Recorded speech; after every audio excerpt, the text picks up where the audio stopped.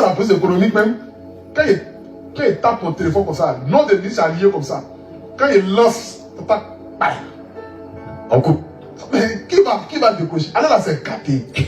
On dit pour national, blanchiment d'argent, financement des terroristes. Qui va même oser te soutenir?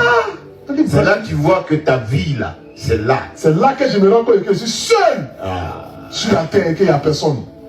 Donc la dame me dit, on vous met sur le mandat de dépôt. Il dit, maman, c'est quoi que le mandat de dépôt là? Elle dit, vous allez partir en prison, à la MACA, emmener les investigations, emmener les enquêtes. Rapproche un peu le micro. Voilà, on vous envoie à la MACA, emmener les investigations pour essayer de voir véritablement qu'est-ce qui s'est passé, machin et tout ça là. Donc quand je descends, je prends mon téléphone et j'appelle ma maman. Elle dit, maman, on vient de me dire qu'ils vont m'envoyer en prison. Ma maman pète en même temps. Elle prend son téléphone, elle lance. J'ai entendu boum, et puis l'appel s'est coupé. Je prends le téléphone que j'ai appelé d'un vieux père que je ne dirai pas, pour ne pas qu'on ne sait jamais. J'appelle à Paris. J'ai dit, prends soin de mes enfants, car ils sont tous des partis en prison. J'appelle aussi à Abidjan. J'ai dit, prends soin de mes enfants, je suis en train de partir en prison. Et tu commences à te rendre compte que c'est-à-dire le guide que tu étais durant ce moment-là, des appels que j'étais en train de faire, je me demandais est-ce que c'était véritablement moi qui me trouvais dans cette situation. Est-ce que je n'étais pas dans un rêve? Parce que j'ai bataillé pour créer mon nom. Je suis devenu un Poutou national. Je suis là. Je suis ce jeune que le ministre prend son téléphone pour appeler. Directement au téléphone. Pas passer par intermédiaire. Comment se fait-il que du jour au lendemain, je vois mon monde en train de se couler d'une manière? C'est la sorcellerie, je suis d'un rêve, je deviens fou, je perds la tête, mes larmes coulent, ma tête chauffe, j'ai la diarrhée, je vais saisir le corps des gendarmes, je vais fuir même, c'est-à-dire que je vais courir même pour sortir, je ne sais pas. Tout me passe par la tête. Il dit, mais qu'est-ce qui se passe? Tout est mélangé. Tout est mélangé.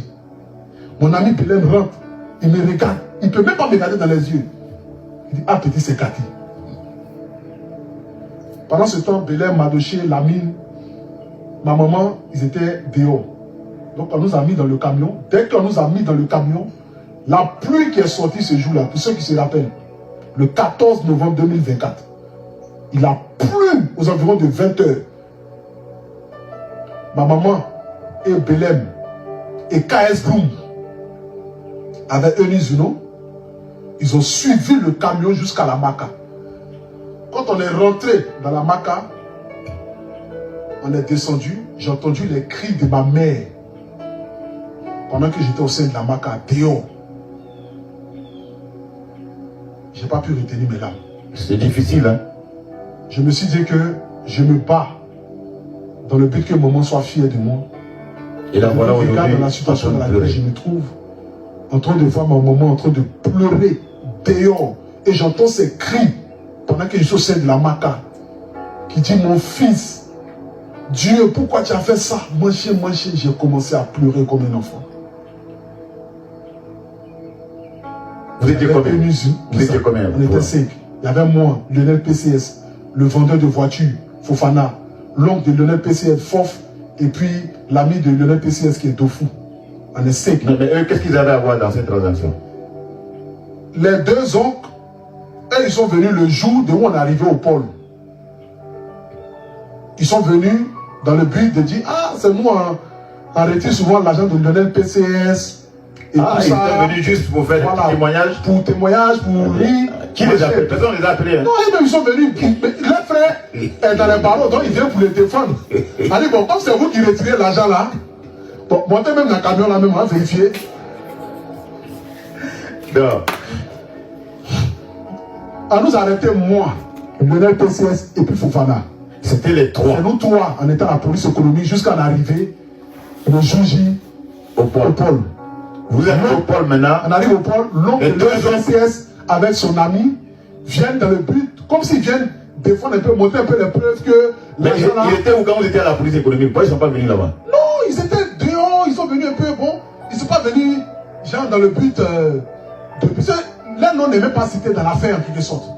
Donc, quand ils arrivent le jour J, ils viennent pour le but de dire que, ah, l'argent là, enregistre ça par Orange Money, par Wave, par MTN, et que vous, genre, en fait, enregistre ça de manière légale, quoi. Voilà. Donc, on m'a dit, bon, ok, d'accord. Toi, t'as les deux comme, il dit, bon, moi, il était temps. Toi, t'as les deux comme, il était temps, bon, ok, d'accord. Mais, t'es là dans un camion. Donc, c'est comme ça. Non, excuse-moi de rire. Hein. Non, j'explique. Donc, c'est comme ça que eux, ils se retrouvent dans le camion et nous pour aller.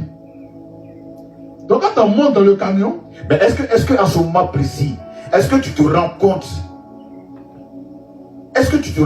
des situations difficiles que tu crées par rapport à cette ignorance dont tu parlais tantôt? C'est-à-dire que, même si jusqu'à aujourd'hui, mon petit Lionel PCS me dit que à Fortune Nationale, ce n'est pas de ta faute, ça devait arriver, j'ai toujours cette culpabilité.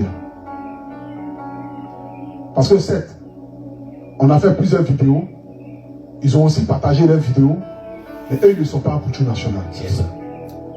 C'est là que j'ai compris que je suis véritablement quelqu'un.